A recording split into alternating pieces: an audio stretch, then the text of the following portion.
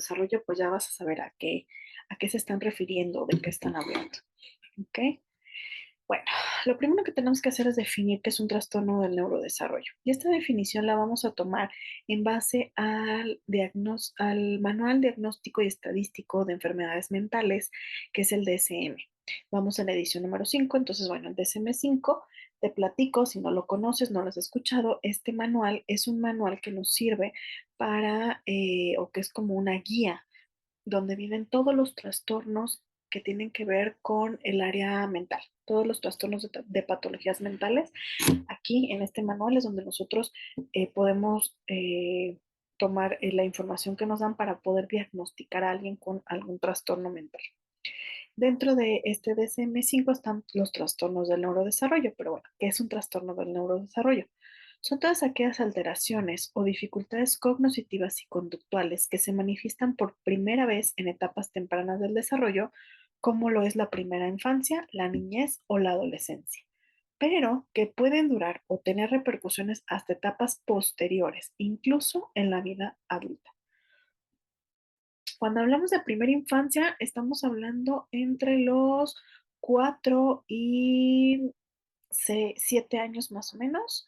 Para niñez nos referimos a por ahí de los 8 a los 12 años más o menos, y la adolescencia, bueno, 12 a 16 años aproximadamente, ¿sí? Entonces, bueno, en palabras como más sencillas, un trastorno del neurodesarrollo son todas aquellas alteraciones o dificultades en cuanto a habilidades, es decir, las habilidades no se presentan o lo hacen de manera muy deficiente en edades claves para su aparición, ¿sí? ¿A qué nos referimos con edades claves para su aparición? Tenemos nosotros como seres humanos como una calendario, por decirlo de alguna manera, del desarrollo. Es decir, qué se espera de cada uno de nosotros conforme vamos creciendo desde que nacemos, ¿no? Por ejemplo, se espera que por ahí de bueno, hay quien como a los 12 meses camina más o menos, pero que entre los 12 y 18 meses caminemos, ¿no? Esa sería como una calendarización que tenemos. Entonces, con los niños que padecen algún trastorno del neurodesarrollo, hay algo en eso que estamos esperando que suceda a cierta edad que no se logra. Por ejemplo, la lectura. La lectura se espera que en el primer año de educación primaria, 6 7 años, ya hayamos adquirido la lectura, aunque la vamos a ir perfeccionando, pero que ya sepamos leer. Entonces puede llegar un niño que tiene dificultades en la lectura o en la comprensión de la lectura, entonces eso me está diciendo que algo no está bien, porque a esa edad ya debe haber aprendido a leer. Entonces algo pasa, ¿ok? Bien, otro punto importante con los trastornos del neurodesarrollo es que la mayoría coexisten con otro, es decir, no se presentan solos. La mayoría se presentan en comorbilidad. Por ejemplo, un niño o una niña que padece TDAH es muy común que también se encuentre un trastorno de aprendizaje, una dislexia, una disgrafia, una discalculia, ¿sí? O puede tener TDAH, pero también presentar un trastorno del espectro autista, ¿sí? O una discapacidad intelectual. O sea, es rarísimo que se presenten solitos. Casi siempre se presentan acompañado de otro por lo menos, ¿sí? ¿Qué es lo que ocasiona estos trastornos del neurodesarrollo? Bueno, el origen de la mayoría de los trastornos aún no está bien definido, ¿sí? Las investigaciones más recientes que se han hecho, que tienen que ver con genética, con investigaciones de neuroimagen estructural y funcional, es decir, del cerebro, cómo está estructurado, formado el cerebro, cómo funciona el cerebro, y aquellos que tienen que ver con la electrofisiología, han documentado que existen diversas anomalías estructurales y funcionales, ¿sí? Que pudiera ser la explicación a la mayoría o a la sintomatología que tiene cada uno de esos trastornos. Sin embargo, no todos están 100% comprobados, ¿sí? O sea, no hay, en la mayoría, como lo vamos a ir viendo en cada uno de los módulos que vamos a adentrarnos a estudiar muy bien cada trastorno, vamos a ver cómo no hay algo específico, ¿sí? No hay algo que nosotros digamos, vamos a prevenirlo con esto para que no nazca con TDAH, para que no nazca con un TEA, ¿sí? Eh, Hay algunos trastornos que también hablan por ahí del ambiente, que hay algo en el ambiente que está generando el trastorno, ¿sí? Aunque algunos de esos trastornos tienen su origen en la etapa gestacional, específicamente que tiene que ver con el desarrollo del sistema nervioso, no se manifiesta hasta que cognitiva y conductualmente se hace evidente en etapas más tardías, como yo te decía, en edades claves del desarrollo, ¿sí? Entonces, no hay manera de que en un ultrasonido nos digan, el niño trae TDAH, hay un TEA, o sea, no hay manera. No, ya que nació, no hay manera de que te digan, este niño que acaba de nacer tiene TDAH, o sea, no hay manera de hacer eso, ¿sí? Hasta que no empiecen a haber dificultades o que nosotros veamos que algo no está bien en el desarrollo, que no haga algo que se esperaría hiciera para su edad, no podemos detectarlo, ¿sí? Entonces, es ahí donde una de las dificultades, ¿no? Que la mayoría de los trastornos no, o sea, no hay manera como de prevenirlos, ¿sí? O sea, se presentan y ya más bien hay que trabajar sobre ellos. Todos los trastornos van a tener una repercusión en la vida de quien lo padece, pero además en su familia. O sea, no es algo que nada más afecte a la niña o al niño que padece el trastorno neurodesarrollo, también va a afectar a su familia, ¿sí? Por eso es muy importante que haya apoyo profesional para, uno, ser superado en cuanto a que sea aceptado lo que tiene la niña o el niño, sea entendido lo que tiene la niña y el niño, porque los trastornos de neurodesarrollo no se quitan. O sea, si yo tengo TDAH, me voy a morir con TDAH. Si yo tengo un trastorno del espectro autista, me voy a morir con el trastorno del espectro autista. Por más que haya intervención, por más que haya tratamiento profesional, no es algo que se va a quitar. ¿Ok? Que eso también hay que tenerlo muy claro. El pronóstico va a estar en función de lo acertado del diagnóstico. O sea, tenemos que tener un diagnóstico bien realizado, ¿ok? No es nada más de, es que este niño es inquietito, yo creo que tiene un TDAH, ¿no? O como hubo una época en que a todos los niños que eran inquietitos, TDAH. O sea, no, necesitamos un diagnóstico elaborado por el profesional adecuado. ¿Sí? Para poder decir si tiene TDAH. ¿Y eso para qué nos va a servir? Una, para entender lo que le pasa al niño y la otra para saber la intervención que voy a hacer. En el salón de clase, ¿qué voy a hacer con él? En casa, ¿qué voy a hacer con él? En el consultorio, ¿qué voy a hacer con él? ¿Cómo voy a trabajar? ¿Okay? Bien, vamos a hacer un resumen rápido de todos los trastornos del neurodesarrollo. Como viste, cada módulo tiene que ver con un trastorno del neurodesarrollo. Entonces aquí nada más voy a dar como una introducción y en cada uno vamos a ir profundizando el trastorno. El trastorno por déficit de atención e hiperactividad es uno de los trastornos del neurodesarrollo. Este es el de mayor prevalencia en la población infantil. Según el DSM-5, su prevalencia es del 5% y es más frecuente en hombres que en mujeres, ¿sí? En proporción 2:1. Se estima que el 2.5% de la población adulta padece TDAH. Y ojo, no todos están diagnosticados. Por allá vemos muchos adultos que no tenemos un diagnóstico de TDA. Ay, ya me lo puse yo, ¿no? Pero bueno. Bien. Otro de los trastornos del neurodesarrollo son los trastornos del espectro autista. Estos conforman un grupo de enfermedades consideradas como resultantes de una alteración del neurodesarrollo. Acuérdate, neurodesarrollo tiene que ver con el desarrollo del cerebro del niño hasta los 15, 16 años más o menos, ¿sí? Y cuyas características principales tienen que ver con una disfunción en dos ejes principales, en la comunicación en la interacción social y en patrones de intereses y actividades que se caracterizan por ser restringidos y repetitivos.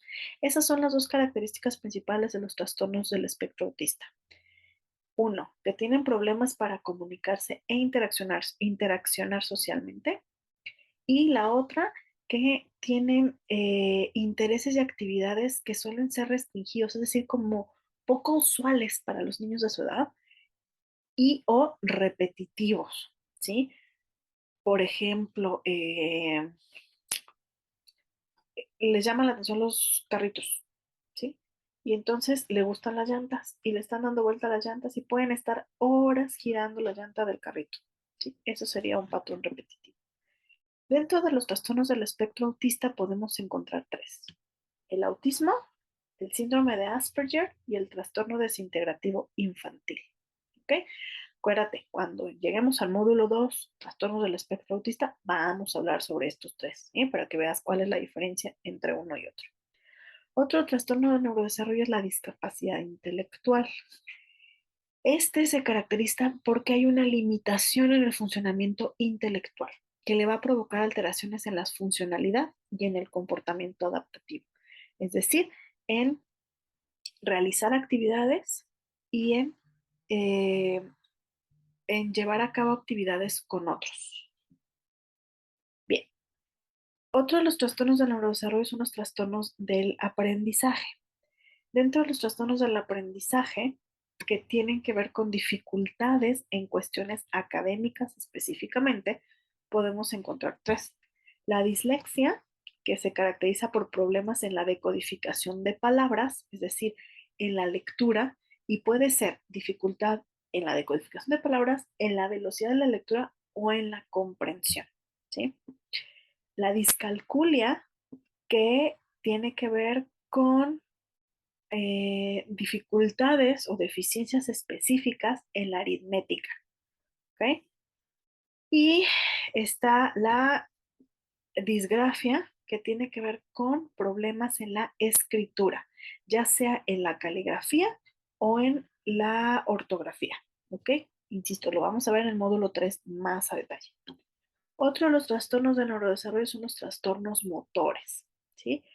Y bueno, estos comprenden todo un conjunto de condiciones que se caracterizan por la presencia de algún déficit en el desarrollo de las habilidades motrices o la aparición de movimientos estereotipados y repetitivos no adaptativos. ¿Ok?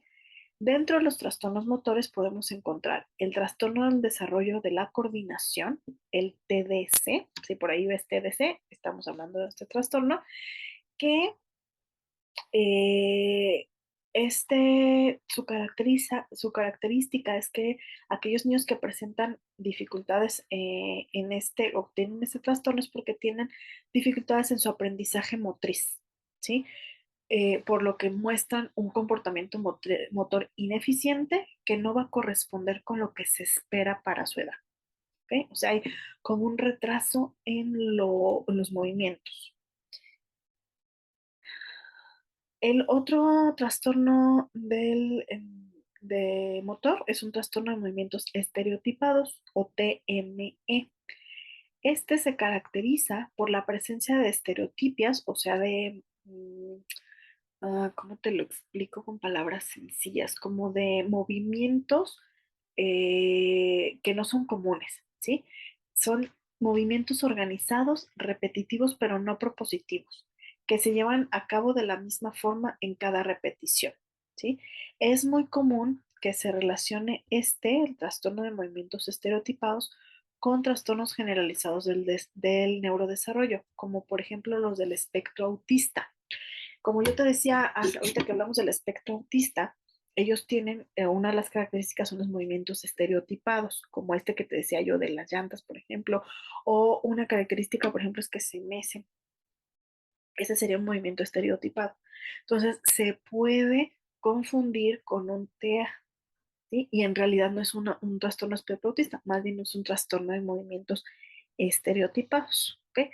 No te preocupes, lo vamos a ver en el módulo de trastornos motores más a detalle para que pues sepamos diferenciarlos. Otro de los trastornos motores son los trastornos de tics. Su característica principal es que hay presencia de tics, ¿sí? ¿Qué es un tic? Pues son movimientos o vocalizaciones repentinos, repetitivos, recurrentes y no rítmicos, ¿sí? Por ahí hay quien tiene el tic de cerrar el ojo o de estar moviendo la pierna, por ejemplo, o de soltar alguna palabra, ¿sí? Los tics son el resultado del movimiento de uno o varios músculos y se clasifican en simples o complejos. No te preocupes, lo vamos a ver más adelante después. Y el último, trastornos del neurodesarrollo de los que vamos a hablar durante todo este método Cali, es los trastornos del lenguaje.